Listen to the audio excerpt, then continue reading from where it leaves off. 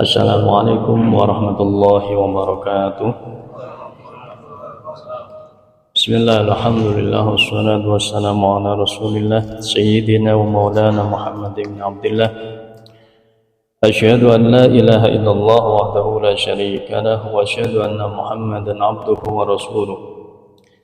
Allahumma salli ala Sayyidina Muhammad wa ala ali Sayyidina Muhammad.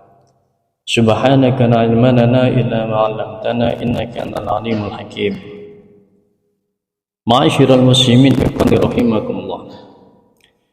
Dalam salah satu riwayat yang diriwayatkan oleh Imam Abu Nuaim dan Imam Ad-Dailami, bahwasanya ada 6 golongan yang di situ akan dimasukkan ke dalam neraka tanpa melalui hisab, tanpa harus dia itu ditanya kesalahannya. Dan dia ini masuk ke dalam neraka dengan sebab 6 perkara. Yang pertama, al-umara bil jawr, pemimpin yang zalim. Pemimpin itu kalau zalim semena-mena, nanti di akhirat tanpa ditanya, tanpa dihisab, langsung dimasukkan ke dalam neraka. Yang kedua, wal arabu bil asabiyah, orang Arab dimasukkan ke dalam neraka dengan asabiyahnya. Ini tidak dikhususkan pada orang Arab saja.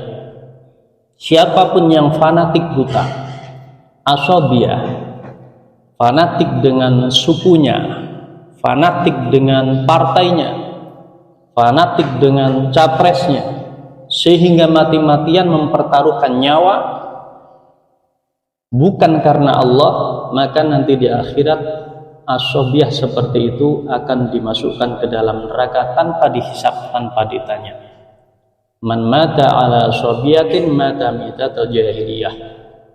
Barang siapa yang meninggal dunia di atas asobiyah kefanatikan, rela mati demi membela sukunya padahal posisinya sedang salah, rela mati membela kelompoknya padahal posisinya kelompoknya itu sedang salah, ini namanya fanatik buta, asobiyah.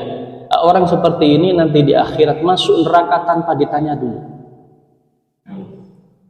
Jadi harus tetap gunakan akal sehat, tetap harus ditimbang dengan Al-Quran dan As-Sunnah tindakan-tindakan kita. Apakah yang kita lakukan itu diperbolehkan sesuai dengan Al-Quran dan As-Sunnah? Itu timbangannya. Yang ketiga, wadhaqinu bil kibri, kepala kampung atau sekarang bisa kepala desa, dia masuk dalam neraka dengan kesombongannya, sombong dengan jabatannya, sehingga dia itu semena-mena terhadap warganya. Kepala kampung yang seperti ini, kepala desa yang seperti ini akan dimasukkan ke dalam neraka tanpa hisab. Wat-tujar bil khiyana, yang keempat adalah orang yang di situ punya profesi berdagang tapi dengan cara yang curang, menipu pembelinya. Pedagang yang curang nanti di akhirat dimasukkan ke dalam neraka tanpa dihisab, nggak pakai lama, tanpa ditanya oleh Allah, kamu siapa? Kamu pernah melakukan apa? Tidak, langsung begitu yaumul hisab ditegakkan, ini orang-orang ini langsung dimasukkan ke dalam nerakanya Allah, pedagang yang curang. Kemudian wa ahlur rustaqi bil jahli, yang kelima orang kampung yang di situ dimasukkan ke dalam neraka karena kebodohannya. Hidupnya di kampung dengan cara jahiliyah, begitu mendengar dakwah orang berdakwah, yang ini jangan dilakukan, tidak boleh secara Islam. Ah, kamu itu tahu apa? Kamu masih muda. Leluhur-leluhur kami sudah melakukan ini dari dulu. Padahal sudah dikatakan bahwa itu tidak boleh, bertentangan dengan tauhid. Kan banyak tradisi-tradisi di kampung yang di situ masih berpegang hal-hal yang demikian. Mengkeramatkan batu, mengkeramatkan kolam, mengkeramatkan pohon, yang setiap tahunnya motong kambing, motong sapi, kepalanya ditanam di situ. Ada pendakwah datang ditolak mentah-mentah. Nggak usah banyak omong, kamu itu masih muda. Ini udah tradisi dari turun temurun. Nah, ini kan jahiliyah. Orang yang seperti ini kolot, tidak mau dikasih tahu, nanti di akhirat dia akan dimasukkan ke dalam neraka tanpa dihisab. Masuk langsung tanpa dihisab, tanpa ditanya. Wal ulama bil hasad. Yang terakhir masuk neraka tanpa melalui hisab, tanpa melalui pertanyaan adalah ulama-ulama yang punya sifat hasad, iri, dengki.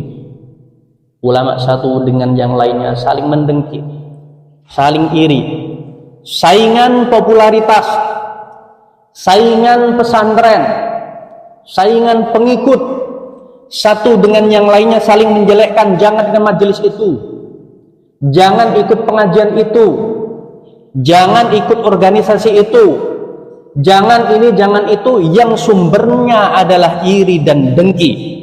Takut kalah saing, takut kehilangan pengikut, takut kehilangan pamornya.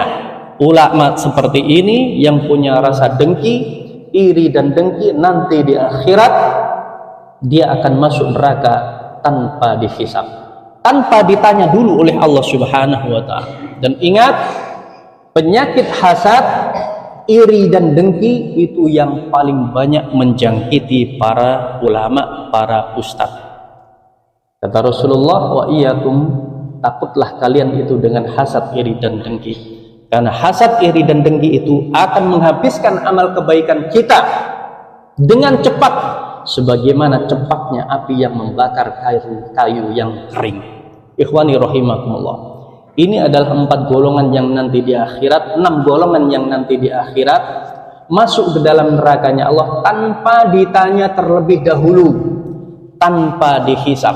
Orang-orang akan ditanya, siapa namamu, siapa orang tuamu, apa yang kau lakukan di dunia ini dan itu, apa yang kamu makan, dari mana rizkimu, kemana kau belanjakan. Tetapi 6 golongan ini tanpa ditanya oleh Allah, langsung kamu masuk dalam neraka. Na'udzubillah summa na'udzubillah. Semoga Allah Subhanahu wa ta'ala selamatkan kita dan ampuni dosa-dosa kita semuanya, amin ya rabbal alamin. Demikian, mohon maaf, semoga bermanfaat. Wa'alafu minkum. Wassalamualaikum warahmatullahi wabarakatuh.